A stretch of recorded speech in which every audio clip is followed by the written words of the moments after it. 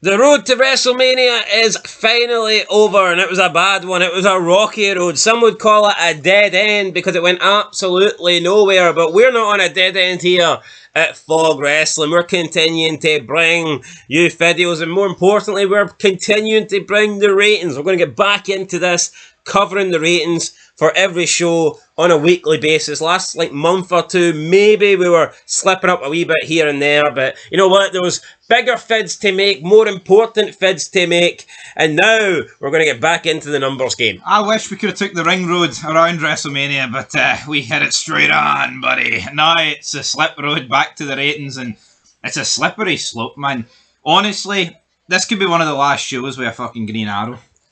Yeah, it could be, and it is NXT. It's the first NXT after WrestleMania, and this one is up in the ratings. So there is an improvement. It is the post-WrestleMania edition of NXT, and it did 686,000 viewers from 8 o'clock to 10 p.m. on Tuesday, April 22nd. Now listen, is that a bad rating in comparison to what NXT gets at the moment? No. But it is only up 3% on last week's show. Last week did a 663,000. This did 686,000, so it's up 23,000. But you factor in that, this is the post-WrestleMania, post-Stand and Deliver show. I think you would be expecting this. I mean, is it really, asking too much to hit the 700k? Considering it when NXT first moved to CW, they were expected to get 1 million. They've not hit 1 million ever since moving to CW, by the way. But they did have a couple of 900k shows, I believe. One with The Rock. And then I think the first one maybe just had under 900k. I think it was like 892k. CM Punk was on that. The second one had about 880 odds. Randy Orton was on that. But since then, we've seen the numbers dip down in NXT, and while they're a bit better than what we've seen them get in 2003 and 2023 and 2024, I wish. The numbers aren't great. Going to CW was supposed to be this big step, and it's supposed to put NXT into another dimension, but we're just not seeing that. No, it's a poor number. You know what though? I watched Stand and Deliver. That's not a dig or anything. I'm not proud of it, buddy. But there was Obafemi, no title change. Fakir maintained her belt. I mean, obviously you had the women's match. There had to be a new champion in that. I mean, Hank and Tank defeat Fraxi. What are they going to bring in?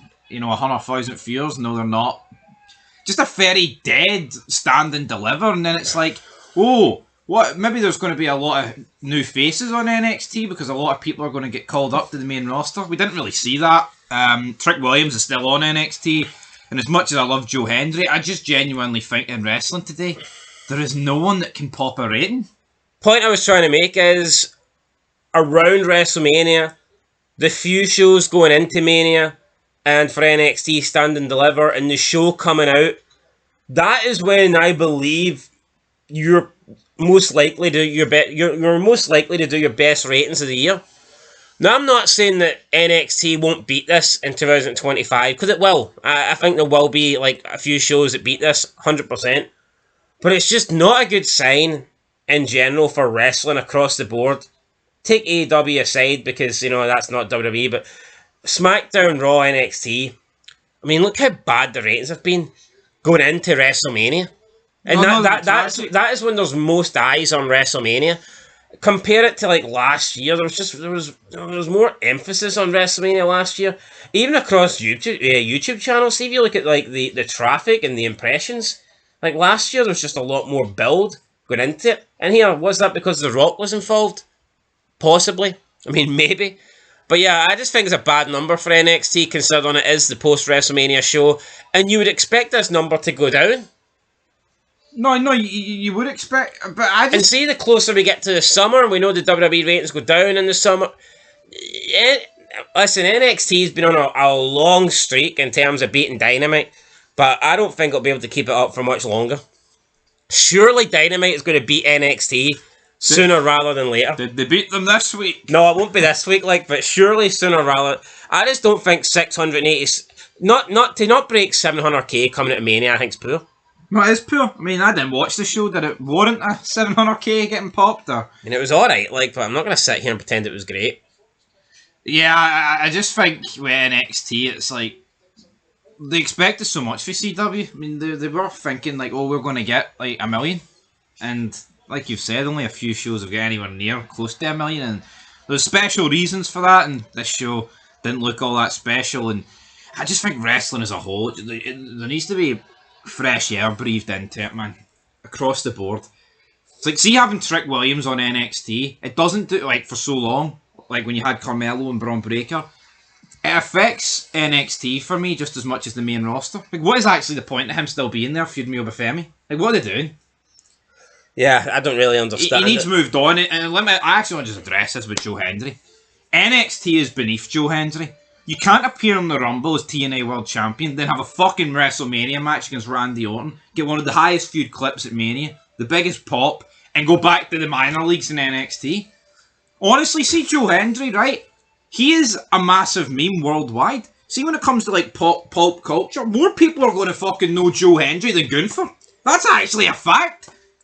Joe Hendry must be in the top 10 draws in wrestling. No, he will. In 2025, he has to be. People can bash him. See outside of Rock, Cena, Brock Lesnar. See outside of the top few, Joe Hendry's right up there next.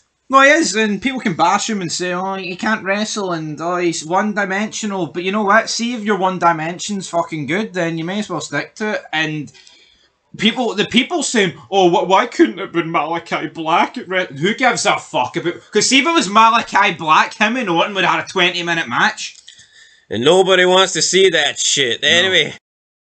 And let's look at the clips then from NXT. They only uploaded 4, so we had 4 clips. An NXT highlights video, and then a top 10 moments for NXT, and they put Joe Hendry in the moments because I guess they gotta bring in the numbers. But in first place, you got Joe Hendry returns to NXT to confront Obafemi and Trick Williams, 454k. So biggest thing going on the show, you know, approaching the 500,000 mark. And nothing else is doing this on NXT.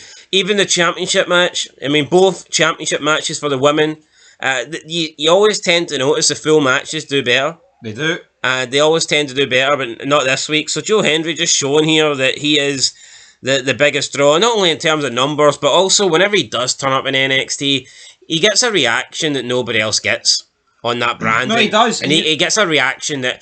And, you know, unlike Jey Uso, Jey Uso has proven that he can get the crowd to chant along Yeet with him, but Jey Uso has also proven when it comes to Raw clips and feuds, he does not move the needle in the slightest. No. Joe Hendry has proved when he comes to NXT, the numbers go up. And he's doing it on NXT. That's the key thing.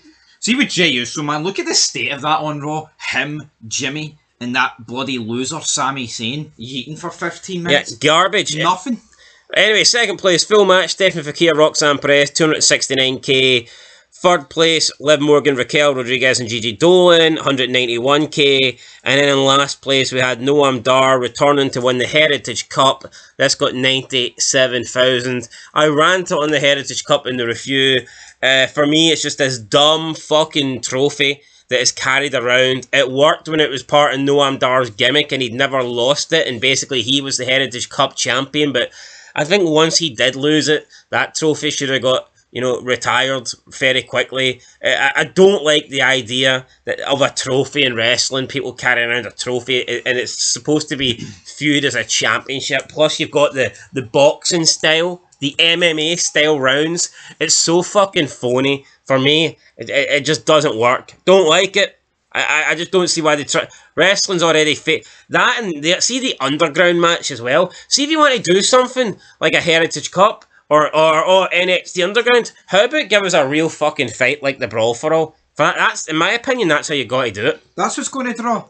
You're right though. I think trophies work as a one-off. I've seen it, you know, Benoit and Angle in 2002. I mean, I'm sure there's other trophies that are just absolutely eluding me right now, but it can work. You know, if someone won the King of the Ring and they got presented with a trophy, which they might have, I can't actually recall, I think that's fine, but you're right. See, defending it week to week, and the fucking rules, man, it's hard to follow. It's no real. You know what I mean? That's the worst thing about it. It's like, See if it was actually like a real, you know, even if it was scored the way wrestling is at the Olympics or something like that, at least it'd be real. It's Yeah, not though. 100%. Anyway, guys, that's it. That's your NXT ratings there. We'll see what we'll see what Raw does next week. We'll see what SmackDown does on Friday, and of course, AEW ratings coming soon. Bad numbers for Tony Khan. Little spoiler alert, but we'll talk more about it in the video. Till next time, peace.